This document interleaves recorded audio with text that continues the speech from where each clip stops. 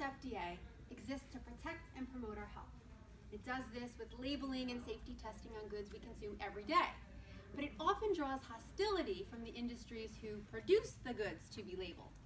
For example, the fight to remove toxic lead from paint and gasoline was so severe that it cost one whistleblower his career, and some might argue his life. Mr. Toastmaster, fellow members, welcome guests. What if lead producers had prevailed? Can you imagine a world where alcohol and tobacco carry no warning? Where sugar, nuts, fats, and wheat aren't labeled on food? Now imagine living in this world if you're pregnant, diabetic, or have a child whose throat swells shut from eating a peanut. High fructose corn syrup, found in everything from soda to ketchup, is also linked with very serious health risks, including diabetes, especially in children. But manufacturers say it's safe. Thankfully, corn syrups must be labeled in plain English so we can avoid it if we want. And so far, it's kind of hard to argue that Coca-Cola or Heinz is any worse for wear. Labeling genetically modified organisms, aka GMOs, are the latest battle in the long war between public health and private business. Genetic modification manipulates our food genes to do things nature won't, like breed plants with bacterial pesticides so that when an insect eats it, its stomach explodes. Studies show that GMOs destroy human gut bacteria in the same way, which can lead to a long list of health conditions.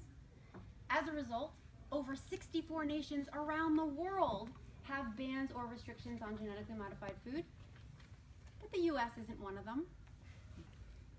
Last year, Vermont passed America's first GMO labeling law, and several other states followed. However, just like the lead and tobacco producers before them, GMO producers spent millions lobbying Congress and discrediting independent study. Then along came what's known as the DARK Act, or Deny Americans the Right to Know. It's a House bill designed to nullify Vermont's law and kill plain English labeling altogether. And somehow, it's become federal law. Vermont's rules were supposed to go into effect on July 1st, 2016, but they didn't. GMO producer litigation forced delays, allowing just enough time for the DARK Act to make its way through Congress and ultimately end up on the president's desk.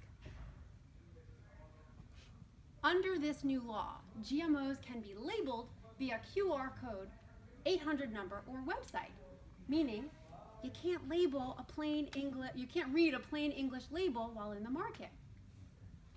When President Obama signed this bill into law, he explained that this compromise would establish a national standard for GMO labeling. But many experts argue that most GM food is exempt under the law, and it also discriminates against people who don't have a smartphone or an internet connection while shopping.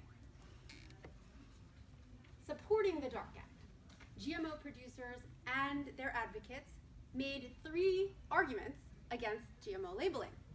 1, labeling is too expensive.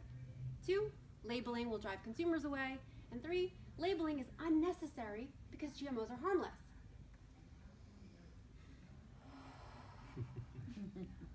Let's address these one at a time, shall we? Are labels too expensive? Not a chance. Label updates are common practice for everything from gluten to Super Bowl and Star Wars promotions. And here's the smoking gun. Food producers already label GMOs when those 64 and counting foreign nations require it. This bears repeating. They're already labeling GMOs. So this expense argument doesn't hold water. What about labels deterring consumers? Okay, half true. 53% of Americans say they would avoid GMOs if they were labeled, and many retailers have removed them as a result. Here's another way to look at this. Over 40 million people still smoke cigarettes, despite the Surgeon General's warning printed on every pack. The labels give smokers transparency about risk and the freedom to choose what they put in their bodies. GMOs should be treated the same. But GMO producers are betting that Americans aren't going to bother with QR codes, phone numbers, and websites, and on that point, I agree with them. Now, this third claim is a doozy. GMOs are perfectly safe, so there's no need to label, says studies funded by GMO producers, even though independent science says otherwise. Remember what lead producers said about lead? Harmless. And how nicotine is not addictive. Yeah. GMO producers are using that same old playbook. It should come as no shock that 99% of GM food on the market today is designed by biotech companies to secrete pesticides or survive weed killers that they themselves produce. The American Academy of Environmental Medicine links GMOs with infertility, compromised immunity, accelerated aging, organ damage, neurological disorders, and gastrointestinal problems, all of which have been on the rise in the U.S. since 1996 when GMOs were first introduced. Time and time again, we see when switched to a non-GMO diet, the same health issues abate in humans and in animals. Now this will really bake your noodle. When given a choice, animals in the wild and on farms will simply refuse to eat GMOs.